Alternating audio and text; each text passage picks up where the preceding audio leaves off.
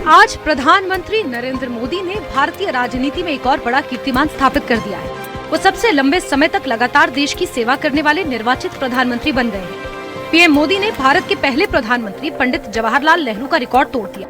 नेहरू ने जहां 13 मई 1952 को पहली बार निर्वाचित प्रधानमंत्री के तौर पर शपथ ली थी और लगातार 4,398 दिन प्रधानमंत्री रहे थे, वहीं नरेंद्र मोदी ने बतौर प्रधानमंत्री आज 4,399 दिन पूरे करते हुए सबसे लंबे कार्यकाल वाले प्रधानमंत्री वो बन गए हैं। प्रधानमंत्री मोदी ने 26 मई 2014 को पहली बार प्रधानमंत्री पद की शपथ ली थी और तब से उनका ये सफर लगातार जारी है। इस ऐतिहासिक उपलब्धि के मौके पर देश विदेश से उन्हें शुभकामनाएं मिल रही हैं।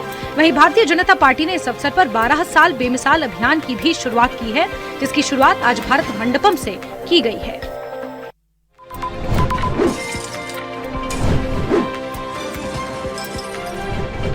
बारह साल और 12 बड़े बदलाव, जिनकी गूंज सिर्फ भारत में ही नहीं बल्कि दुनिया भर में सुनाई देती है।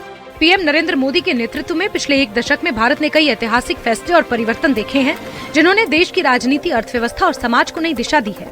जनधन आधार डीबीटी मॉडल ने सरकारी योजनाओं को सीधे लाभार्थियों तक पहुंचाने की व्यवस्था बदल दी। यूपीआई और डिजिटल इंडिया ने देश को कैशलेस इकोनॉमी की ओर तेजी से आगे बढ़ाया, तो वहीं जीएसटी लागू कर एक देश एक टैक्स का बड़ा आर्थिक सुधार किया गया। राष्ट्रीय राजमार्ग, एक्सप्रेसवे और इंफ्रास्ट्रक्चर का बड़े पैमाने पर विस्तार हुआ। वंदे भारत ट्रेनों के साथ भारतीय रेलवे के आधुनिकीकरण को नई रफ्तार मिली। उज्ज्वला योजना, जल जीवन मिशन और स्वच्छ भारत अभियान ने आम जनजीवन को सीधे प्रभावित किया। जम्मू कश्मीर से अनुच्छेद 370 हटाना एक ऐतिहासिक राजनीतिक फैसला माना गया। राम मंदिर निर्माण और नया संसद भवन भारत की सांस्कृतिक और लोकतांत्रिक पहचान से जुड़े बड़े पड़ाव बने।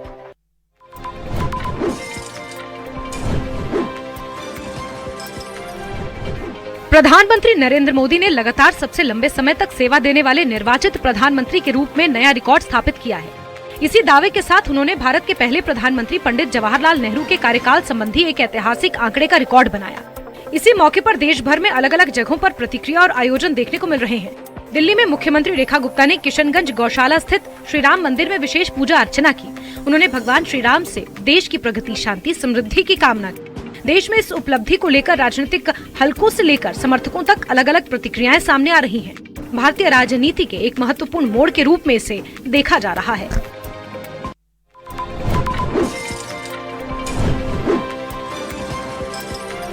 प्रधानमंत्री नरेंद्र मोदी ने भारतीय राजनीति में एक और बड़ा कीर्तिमान स्थापित किया। देश के अलग अलग हिस्सों में इस अवसर को लेकर धार्मिक और सांकेतिक कार्यक्रम भी देखने को मिले हैं। भारतीय जनता पार्टी के राष्ट्रीय अध्यक्ष नितिन नवीन ने दिल्ली स्थित झंडेवाल मंदिर में विशेष पूजा अर्चना की है। उन्होंने देश की शांति, समृद्धि और जन कल्याण की कामना करते हुए भगवान से आशीर्वाद मांगा। इससे पहले भी राजधानी दिल्ली और अन्य राज्यों में कई नेताओं और कार्यकर्ताओं की ओर से इस मौके को लेकर पूजा और प्रार्थनाओं का आयोजन किया गया। पूरा घटनाक्रम राजनीति और संस्कृति दोनों ही स्तरों पर चर्चा का विषय बना हुआ है और इस तरह ये दिन भारतीय राजनीति में एक अहम और प्रतीकात्मक अध्याय के रूप में दर्ज हो रहा है।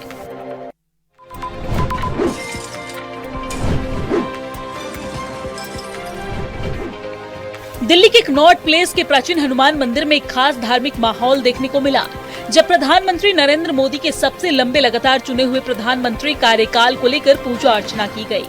दिल्ली सरकार के मंत्री प्रवेश वर्मा और केंद्रीय मंत्री जितेंद्र सिंह ने कनॉट प्लेस के हनुमान मंदिर में पहुंचकर पूजा अर्चना की है। इस दौरान उन्होंने भगवान हनुमान और भगवान श्री राम से प्रधानमंत्री की लंबी उम्र और देश सेवा जारी रखने की कामना की है। इस मौके पर नेताओं ने कीर्तन किया है और भंडारे का आयोजन किया है। प्रवेश वर्मा ने कहा है कि ये देश के लिए गर्व की बात है कि उन्हें ऐसा नेतृत्व मिला है जिसने रिकॉर्ड समय तक प्रधानमंत्री पद संभाला है और देश को आगे बढ़ाया है। तो वही जितेंद्र सिंह ने कहा है कि पिछले वर्षों में भारत की वैश्विक पहचान और सम्मान में उल्लेखनीय वृद्धि हुई है और देश आज अंतर्राष्ट्रीय मंच पर एक मजबूत भूमिका निभा रहा है।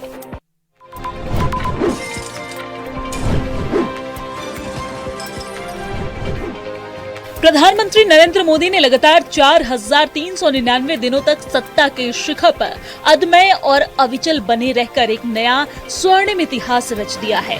भारत के प्रथम प्रधानमंत्री जवाहरलाल नेहरू के दशकों पुराने दीर्घकालिक कार्यकाल के चक्रव्यूह को भेदकर पीएम मोदी अब देश के सबसे लंबे समय तक लगातार सेवा करने वाले निर्वाचित राष्ट्रीय नायक बन चुके हैं। इस उपलब्धि से दिल्ली में हलचल तेज हो गई है।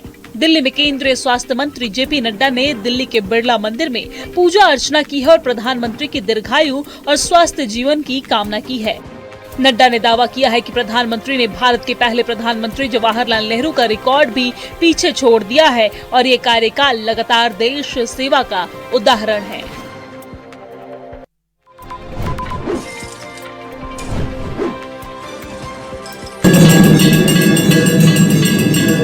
प्रधानमंत्री नरेंद्र मोदी के लंबे कार्यकाल को लेकर दिल्ली में धार्मिक आस्था और राजनीतिक गतिविधियों का मिला जुला दृश्य देखने को मिला, जहां कई वरिष्ठ नेताओं ने अलग अलग मंदिरों में पूजा अर्चना कर देश की शांति समृद्धि की कामना कर रहे हैं। और इसी कड़ी में केंद्रीय मंत्री धर्मेंद्र प्रधान ने भी दिल्ली के हौज खास स्थित जगन्नाथ मंदिर में पूजा अर्चना की है और इस दौरान उन्होंने भगवान जगन्नाथ से देश की समृद्धि, शांति और जन कल्याण की कामना की है। उन्होंने कहा कि भगवान जगन्नाथ से उन्होंने देश की खुशहाली, शांति और जन सेवा कार्यों के सफल संचालन की प्रार्थना की है।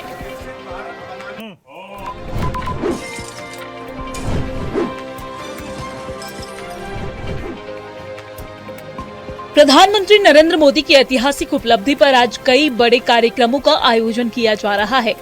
प्रधानमंत्री नरेंद्र मोदी की इस ऐतिहासिक उपलब्धि को लेकर देश भर में आज कई धार्मिक आयोजन देखने को मिल रहे हैं और इसी कड़ी में जम्मू कश्मीर में भी आस्था का विशेष दृश्य सामने आया है। जम्मू कश्मीर के ऐतिहासिक शंकराचार्य मंदिर में भारतीय जनता पार्टी के कई नेताओं ने पूजा अर्चना की है और इस दौरान माहौल पूरी तरीके से धार्मिक और भक्तिमय नजर आया। मंदिर में केंद्रीय राज्य मंत्री संजय सेठ और साथ ही साथ भाजपा प्रदेश अध्यक्ष एवं राज्यसभा सांसद सत शर्मा, नेता प्रतिपक्ष सुनील शर्मा, विधायक विक्रम रंधावा और भारतीय जनता पार्टी के उपाध्यक्ष राकेश महाजन एक साथ पूजा अर्चना की है इन्होंने और भगवान भोलेनाथ से प्रधानमंत्री नरेंद्र मोदी के दीर्घायु, उत्तम स्वास्थ्य और राष्ट्र सेवा के संकल्प की निरंतरता के लिए विशेष प्रार्थना की है।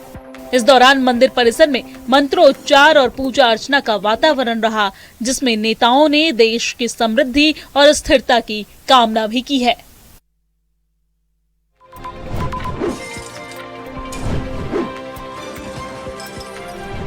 बॉलीवुड क्वीन और मंडी सांसद कंगना रनौत की आगामी फिल्म भारत भाग्य विधाता रिलीज से पहले ही सुर्खियों में है। दिल्ली में आयोजित स्पेशल स्क्रीनिंग के बाद मुख्यमंत्री रेखा गुप्ता ने फिल्म को टैक्स फ्री करने का ऐलान किया है। इस फैसले पर अभिनेत्री और सांसद कंगना रनौत ने मुख्यमंत्री का आभार जताया है। दरअसल 12 जून को रिलीज होने जा रही फिल्म भारत भाग्य विधाता की हाल ही में दिल्ली में विशेष स्क्रीनिंग की गई थी, जिसमें मुख्यमंत्री रेखा गुप्ता भी शामिल हुई। फिल्म देखने के बाद उन्होंने इसे दिल्ली में टैक्स फ्री घोषित करने का फैसला किया। इस मौके पर कंगना रनौत ने मुख्यमंत्री का धन्यवाद करते हुए कहा कि रेखा गुप्ता के नेतृत्व में दिल्ली तेजी से विकास की ओर बढ़ रही है। मुख्यमंत्री ने देश की बेटियों को प्रोत्साहित करने का काम किया है और उनके फिल्म को रिलीज से पहले टैक्स फ्री घोषित कर बड़ा समर्थन दिया है। इसके लिए वो हमेशा उनकी आभारी रहेंगी। जो उन्होंने काम किया, मैं दिल की गहराई से बहुत बधाई देती हूं उनके अंदर के कलाकार को भी, उनकी उस भाव को भी।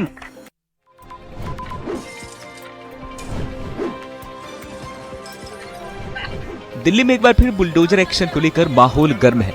दक्षिणी दिल्ली के सैदुल्ला जाब इलाके में दिल्ली विकास प्राधिकरण की टीम ने अतिक्रमण हटाने की बड़ी कार्रवाई शुरू की, जिससे इलाके में अफरा तफरी मच गई। जानकारी के मुताबिक सैदुल्ला जाब इलाके में सुबह सुबह डीडीए की टीम भारी पुलिस बल के साथ पहुंची और झुग्गियों और अवैध निर्माणों को हटाने की कार्रवाई शुरू कर दी गई। जैसे ही बुलडोजर चला तो लोग अपने घरों से सामान निकालते और सुरक्षित स्थान की ओर भागते नजर आए। स्थानीय लोगों का आरोप है कि इस कार्रवाई से पहले किसी तरह का नोटिस या पूर्व सूचना नहीं दी गई थी, जिसके कारण लोगों में नाराजगी और भय का माहौल बन गया। वहीं कार्रवाई के दौरान मौके पर पुलिस बल की तैनाती की गई ताकि किसी तरह की अप्रिय स्थिति न पैदा हो। कोर्ट के अंदर आई मैं advocate, I take my writ in high court कि please consider my application because it is urgency. अगर ये डेमोलिशन हो जाएगा तो हम कहां जाएंगे? उसको नहीं सुन रहे, सिर्फ खाना पूर्ति करने के लिए डेमोलिशन किया गया है।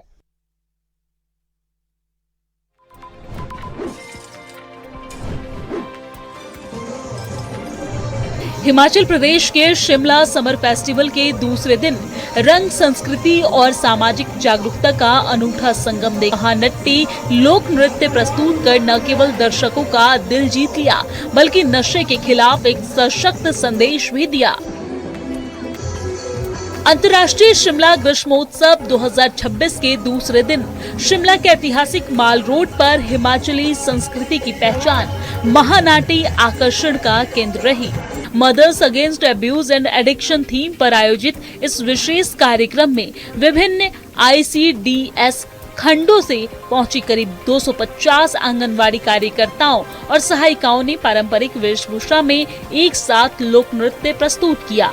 महिलाओं ने महानाटी के माध्यम से समाज को नशे के बढ़ते खतरे के प्रति जागरूक करने का संदेश दिया। लोक संस्कृति की रंगीन छटा के बीच महिलाओं और बच्चों की सुरक्षा, उनके अधिकारों और सशक्तिकरण का संदेश भी प्रमुखता से उभर कर सामने आया। पारंपरिक संगीत और लोक नृत्य का आनंद लेने के लिए बड़ी संख्या में लोग माल रोड पर जुटे और कलाकारों का उत्साहवर्धन किया।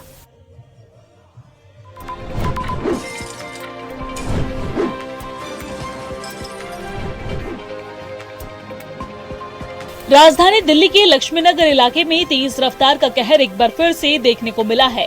सड़क पर सामान्य दिन की तरह गुजर रही एक महिला उस समय हादसे की शिकार हो गई जब एक तेज रफ्तार कार ने उसे टक्कर मार दी।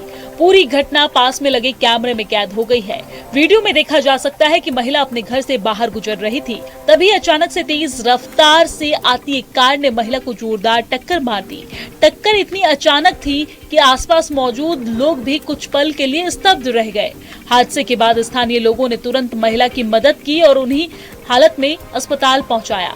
राहत की बात ये रही कि महिला को गंभीर चोट नहीं आई है। घटना का CCTV फुटेज सामने आने के बाद पुलिस ने मामले का संज्ञान लिया और कार्रवाई शुरू कर दी है।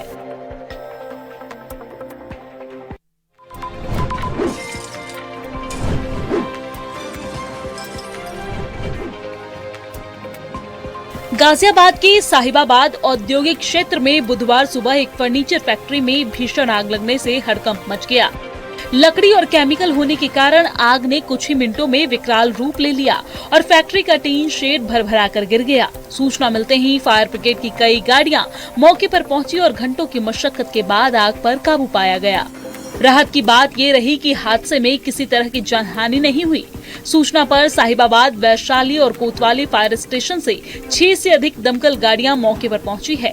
आग की तीव्रता इतनी अधिक थी कि फैक्ट्री का टीन शेड भी भरभरा कर गिर गया।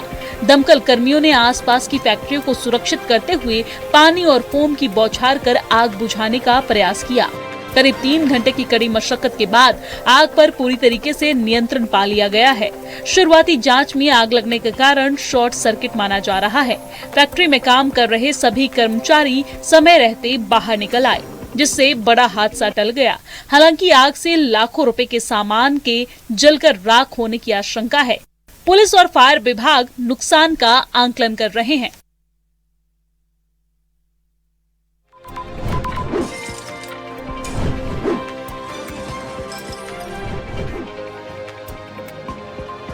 बागपत के बड़ौत में दिन दहाड़े हुई ताबड़तोड़ फायरिंग ने पूरे इलाके को दहला दिया है।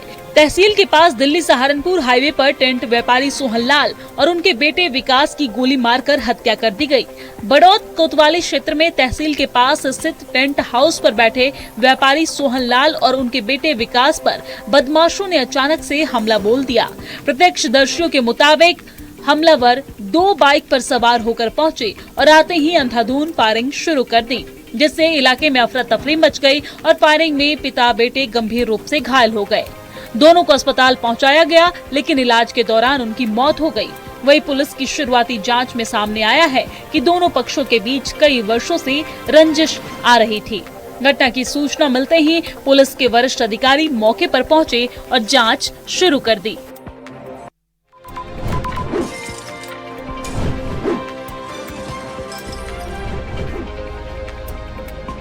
ग्रेटर नोएडा में बीच सड़क पर दो पक्षों के बीच हुई मारपीट का वीडियो अब सोशल मीडिया पर तेजी से वायरल हो रहा है। वायरल वीडियो में महिलाएं और पुरुष एक दूसरे पर लाठी डंडों और ईंट पत्थरों से हमला करते हुए दिखाई दे रहे हैं। जानकारी के मुताबिक मंगलवार शाम सिटी पार्क के पास दो पक्षों के बीच किसी बात को लेकर विवाद हो गया। देखते ही देखते कहासुनी ने हिंसक रूप ले लिया और दोनों पक्षों के लोग सड़क पर ही भिड़ गए। वायरल वीडियो में साफ दिखाई दे रहा है कि दोनों पक्षों के लोग लाठी डंडों और ईंट पत्थरों के साथ एक दूसरे पर हमला कर रहे हैं। मारपीट के दौरान महिलाएं भी झगड़े में शामिल हो गई और काफी देर तक हंगामा चलता रहा। वहीं पुलिस की शुरुआती जांच में सामने आया है कि कबाड़ के कारोबार से जुड़े कुछ लोगों के बीच विवाद हुआ था, जो बाद में मारपीट में बदल गया। फिलहाल पुलिस वायरल वीडियो के आधार पर संबंधित लोगों की पहचान करने और पूरे घटनाक्रम की जांच में जुटी हुई है।